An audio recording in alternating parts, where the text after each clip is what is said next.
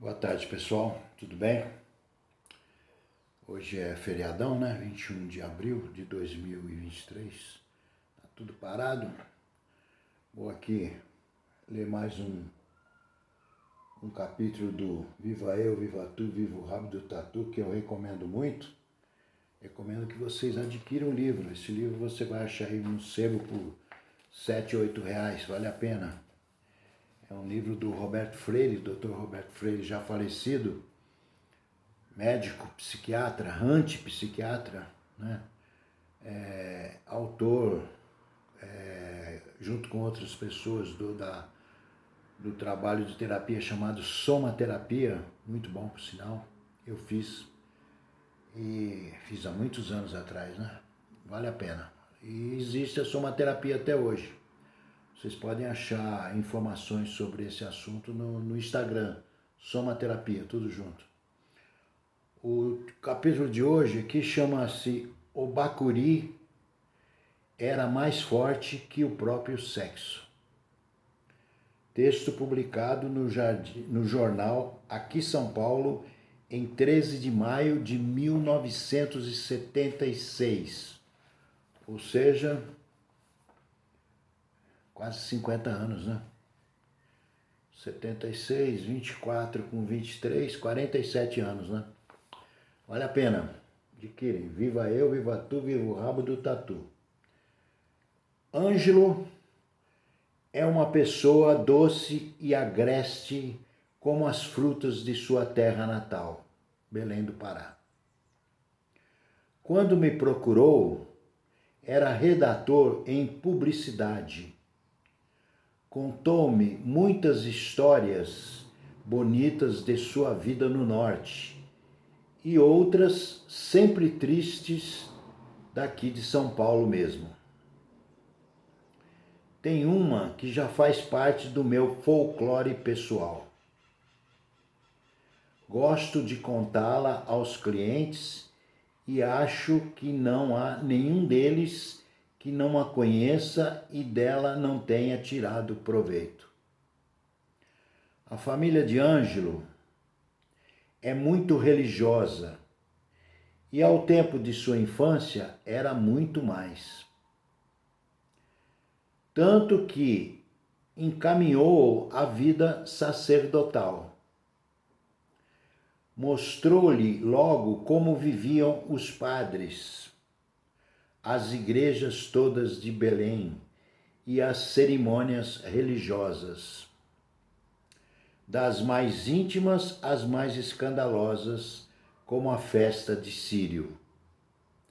Para Ângelo, aos 7 anos de idade, tudo bem, era boa e folgada a vida dos padres, além de todas as vantagens que, imaginava ele, os padres teriam depois de mortos. Ângelo foi crescendo e vivendo sua vidinha em contato com a natureza, tudo obra de Deus. E assim tinha de ser para que se tornasse um bom padre. Ângelo entrou para as aulas de catecismo e logo queria ser como o menino Jesus. Mas, à medida em que Jesus foi crescendo, foi achando meio triste e perigosa aquela vida. Quando lhe contaram que Jesus foi crucificado e morto daquele jeito na cruz, Ângelo teve a primeira crise religiosa. Não é para menos. Queria ser puro, bom e valente como Cristo. Achava muito legal fazer milagres e tudo, mas ficar pendurado na cruz e espetado com lanças, com coroa de espinhos na cabeça, abandonado e traído pelos amigos, até morrer como morre todo mundo, isso não era vantagem nenhuma. De que adianta ser filho de Deus? Boa pergunta, né? Ser padre não era imitar a vida de Cristo?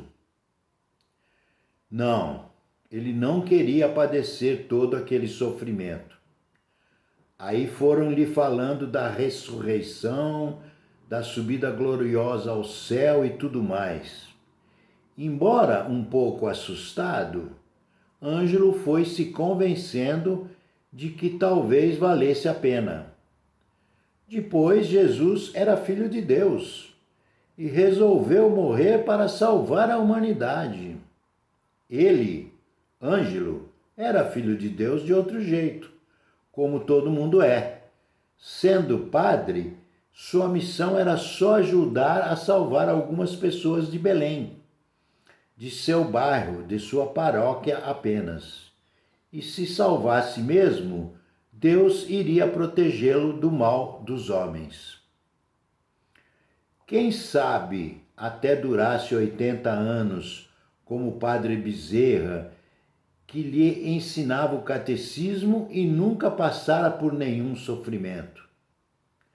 Para garantir isso, era só viver como o padre Bezerra, salvo das tentações. E Ângelo saiu da crise religiosa. Confessou seus pecadinhos, fez a primeira comunhão e começou a aprender como evitar tentações. Tentações eram coisas do diabo. E o padre Bezerra principiou descrevendo o trabalho de tentação do diabo a partir do sexo. Sexo? Menino não tem sexo, tem pinto. Só para fazer xixi. Então, tudo bem. Coisa mais fácil evitar as tentações do sexo. Essa Ângelo tirou de letra, como todo o resto que padre Bezerra considerava tentações ou coisas do diabo. Desobediência, malvadez, palavrão, porcaria. Tudo coisa que Ângelo não gostava de fazer. Logo, ser padre era uma facilidade. Seria difícil se tentação fosse jogar bola, nadar no rio, ler história em quadrinho, ter gato ou cachorro ou passarinho, ir ao cinema aos domingos. E assim Ângelo foi se preparando para padre. Diante dos olhos e dos corações enternecidos e jubilosos do papai, da mamãe e do padre Bezerra. Até o dia em que, passeando num sítio pela primeira vez, Ângelo deu com uma árvore carregada de frutos maduros. Ele não conhecia aquela fruta, como muitas outras que o norte tem. Um amigo que o acompanhava lhe disse que a fruta se chamava bacuri. Bacuri? Ângelo achou o nome tão bonito como a árvore e comeu os frutos. Subiu nela, apalpou-os, descobriu como era bom acariciá-los com a ponta dos dedos. Chegou o nariz bem perto e foi cheirando. Um perfume diferente e gostoso, que dava vontade de parar, que não dava vontade de parar com a cheiração. O amigo enfiou-lhe uma fruta na boca e ficou mastigando com a cara deliciada. Ângelo fez o mesmo, e a mesma coisa aconteceu. Era tudo o que queria da vida a partir daquele instante. Sentir na boca o gosto do bacuri. Nada jamais lhe acontecera de tão bom e emocionante. E apanhando outro, quebrou a cascadura e comeu a polpa. Mais outro, mais uns 10. E foi comendo em transe. Depois, totalmente impregnado da forma, da cor, da textura e do sabor da polpa do bacuri, reencostou-se num galho e quase adormeceu de tanto bem-estar e plenitude. Quando a lembrança lhe veio à memória, teve tamanho sobressalto que quase caiu da árvore. A tentação. Evitar as tentações. Evitar tentações para poder ser padre. Olhou de novo para os bacuris. Quando viu, já tinha comido outros 3, que lhe pareceram ainda mais gostosos que os primeiros. Será que ficavam mais saborosos ainda só por causa da tentação? Saltou da árvore e ficou olhando-a apaixonado. Agora chegava. Já comera bastante bacuri. Não precisava de mais nenhum naquele dia. Mas e amanhã? E depois? E sempre? Sabia que não podia mais viver sem bacuri. Sabia também que aquilo era a tentação, sofrendo sua primeira dor de amor. Ângelo voltou para casa. No caminho ia pensando, e se para ser padre fosse preciso não comer mais bacuri?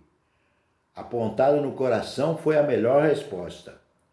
Agora já não tinha mais na boca o sabor do bacuri, mas o bacuri estava vivo dentro dele, palpitando mais forte que sua vontade, numa memória mais de corpo do que de cabeça. Estava quase chegando em casa quando o dilema se colocou. Ou vou ser padre ou vou comer bacuri. E resolveu não arriscar consulta alguma, nem à mãe, nem ao padre Bezerra. Imagina se eles dissessem que para ser padre não se pode comer bacuri, que o bacuri não passava de uma tentação, como a maçã foi para Adão no paraíso. Tinha certeza de que cometeria outro pecado, a desobediência. Claro, porque ia jurar, prometer tudo, mas no dia seguinte ia comer tantos bacuris quantos fossem necessários. Cheirou as mãos, sentindo nelas ainda um pouco de bacuri e sorrindo corajosamente, falou alto e claro para os pais. Não vou ser mais padre. Por que, meu filho? Prefiro bacuri. E não adiantou nada. Foi grande o desgosto da família e do padre Bezerra, mas Ângelo preferiu mesmo o bacuri. E nem deu muitas explicações. Cresceu, tornou-se escritor e um dia precisou da publicidade para sobreviver. No Pará não dava, veio para São Paulo. Deu demais, procurou-me porque já não sentia em sua vida o sabor do bacuri. Viva eu, viva tu, viva o rabo do tatu, um livro com coisas maravilhosas que eu recomendo que você compre, baratinho, 7, 8, 9 reais, do Roberto Freire, Dr. Roberto Freire. E eu desejo que vocês tenham um ótimo dia, um ótimo final de semana, um ótimo feriado e façam o seguinte, comam um bacuri, tá bom? Grande abraço!